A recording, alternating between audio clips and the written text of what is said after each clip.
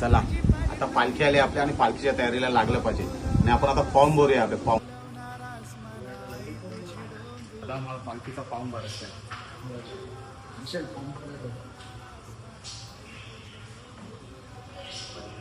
तुझी परतई मला आई याद तुझी परतई मला कवा बोलवणारा सांग बोलवणारास मना आई तुझे डोंगुराला कवा बोलव